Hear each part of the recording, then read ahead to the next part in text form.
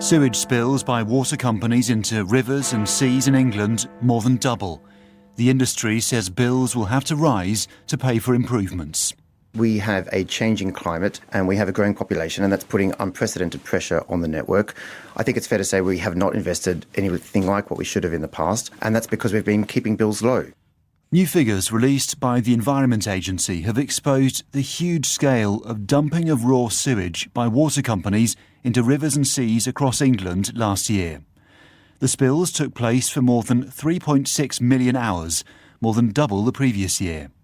While it is legal to do so during exceptional weather, campaigners say it poses a risk to people and wildlife. They claim that the figures are a final indictment of a failing industry. Water bosses say they'll invest billions in upgrading the network, but they must be allowed to increase customers' bills. More from our environment correspondent, Jonah Fisher.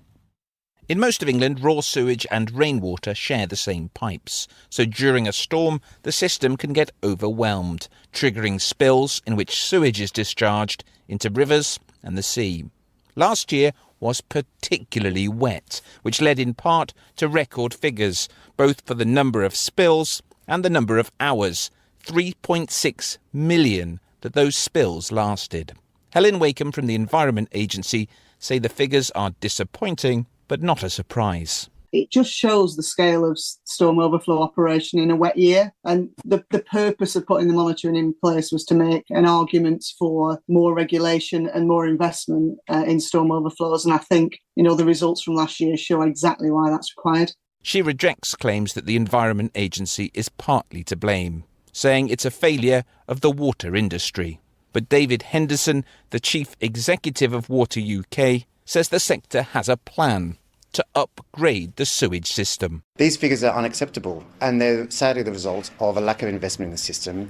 Our system combines wastewater and rainwater. It needs upgrading urgently, which is why we have a plan to sort it out. It's with the regulator right now. We're very keen to get the green light so we can build more capacity in our network so we can bring these numbers down. There is agreement that stopping the spills will need investment to the tune of billions of pounds, a cost which both the water companies and the government have said will have to be paid by customers. That's not gone down well with singer-turned-Rivers campaigner Fergal Sharkey. If anybody's going to be paying for this, any investment at this point needs to be made out of shareholders' pockets, and the public should not put another penny of their money because we do not want to pay twice for something we've already paid for and didn't get. With water companies having paid out generous dividends and salaries to their executives, convincing the public that they have to pay is not going to be easy. The dumping of raw sewage into England's waterways has become a major political issue, which the government and opposition parties have set out plans to address. Our political correspondent Ian Watson looks at what policies are on offer ahead of a general election. Politics is often a dirty business, and now even how to deal with raw sewage has become a divisive issue. As sewage spills have increased, so too have voters' concerns. The Liberal Democrats have been campaigning on this in recent by-elections and, taking things up a notch, the party leader, Sir Ed Davey, speaking in stormy weather, is now calling for the government to declare a national emergency. It's an environmental catastrophe, and the Conservatives have done nothing for so long. That's why Liberal Democrats are saying we need tougher regulation, we need a sewage tax on the water industry profits, we need to shake up this industry. Labour's solution is to hit those who control the industry in the pocket. The Shadow Environment Secretary, Steve Reid, said there should be no rewards for failure. It's simply unacceptable. Now, what Labour would do is put a ban on the water bosses' bonuses. The Greens in England and Wales want water companies, as in Scotland and Northern Ireland, to return to the public sector. The party's co-leader, Carla Denyer, argued that the increasing release of sewage proved that the current system wasn't working. It's another sign that regulation isn't doing enough in this sector, and that's the reason why the Greens are calling for the water companies to be brought back into public control.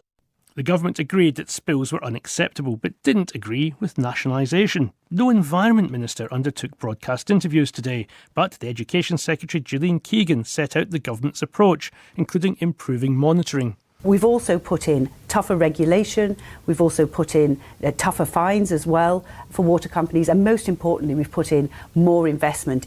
The trouble for the government in an election year is that investment takes time. So in the short term, the opposition parties are hoping this leaves the Conservatives in, well, not a very pleasant political place. Separate figures show that the number of sewage spills in Scottish rivers and lochs increased by 10% last year. There were more than 21,000 discharges, totalling more than 221,000 hours across the whole year. Scottish Water said the increase was due to higher rainfall. Rowers taking part in the boat race on the Thames in London this weekend have been told not to enter the water after high levels of E. coli were found. The crews from Oxford and Cambridge universities have also been warned to cover blisters and avoid swallowing water. River Action said it recorded levels of bacteria nearly 10 times higher than those found in bathing waters graded poor. The group said tests indicated it came from sewage directly discharged into the river.